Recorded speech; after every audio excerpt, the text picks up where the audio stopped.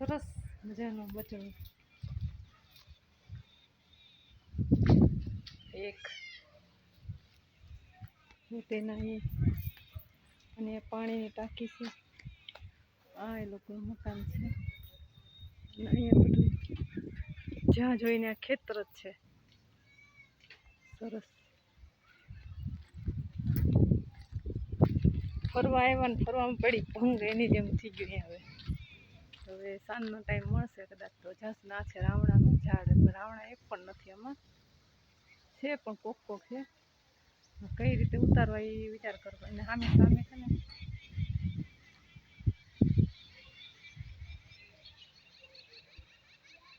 સામે છે પવન ચક્કી, બહુ દૂર છે અહીંયાથી પણ દેખાતું નથી.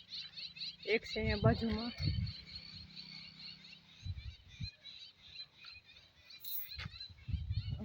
સામે જોઈને ચાર છે. આ બધું નિરણ છે, ગાય ભેંસો ઢાંકી દીધું છે.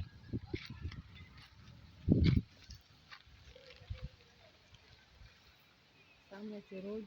અહીંયા પણ નિરણ છે. અહીંયા વાસણ ધોવાનું છે અને અહીંયા લીંબોડીનું ઝાડ, અહીંયા આંબો છે. સામે ખેત મજૂરો કામ કરી રહ્યા છે. લીંબુનું ઝાડ છે. લીંબુ આવ્યા છે કે નથી આવ્યા એ તો કંઈ ખબર છે નહીં. લીંબુ તો છે અહીંયા. અહીંયા લીંબુ તો ઘણા બધા પડ્યા છે.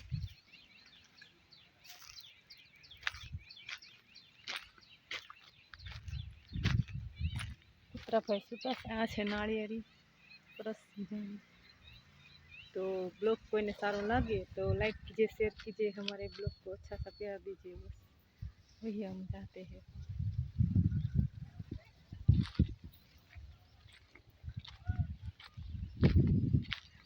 એટલા બધા બ્લોગ અમને બહુ સરસ બનાવતા આવડતા નથી પણ અમે જોઈ જોઈને બનાવીએ છીએ. કેમ કે ચીકુડીનું છે ઝાડ અને આ છે એક ગુલાબ છે. એમાં ગુલાબ પણ આવ્યા છે.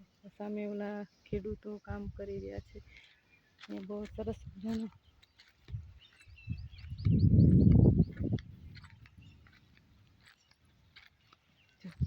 પાછળ પણ આંબા છે.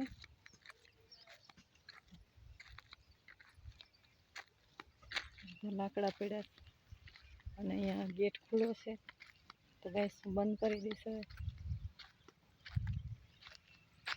તો અંદર ઘૂસી જશે ખબર પણ નહીં પડે. એકચ્યુઅલી અમે આવ્યા અહીંયા કામને, કેમ બંધ કરવાનું તો મને ખબર છે. તો ગેસ બંધ કરી દીધું. આ છે બગદાણા. બગદાણાની પાસે એક ગામ છે, ત્યાં અમે એ લોકોને 500 વીઘા જમીન છે. એટલે અમે જમીન તો બહુ ઝાઝી છે, કેમ કે ચાલીને થાકી જાય છે. આમ બધે પવન ચક્કી છે. એ બહુ દૂર છે, કાંઈ દેખાતું નથી. સામેનો રોડ છે. ગાઈસ તો બધું સરસ મજાનું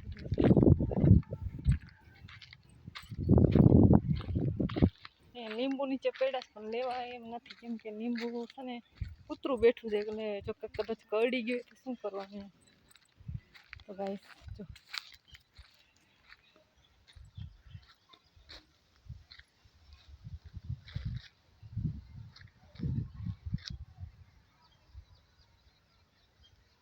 જે તો અમારે નાવા ધોવાનું બાકી છે. રસોઈ બનાવશું. રસોઈ બનાવીને પછી અમે સાંજે જ અમે આવ્યા, પણ સાંજે અમારે બ્લોગ નથી બનાવ્યો કેમ કે બહુ રાત 10-11 વાગી ગયા હતા એટલા માટે. તો ગાઈસ ચલો ઓકે, મળતે નવા જ બ્લોગમાં.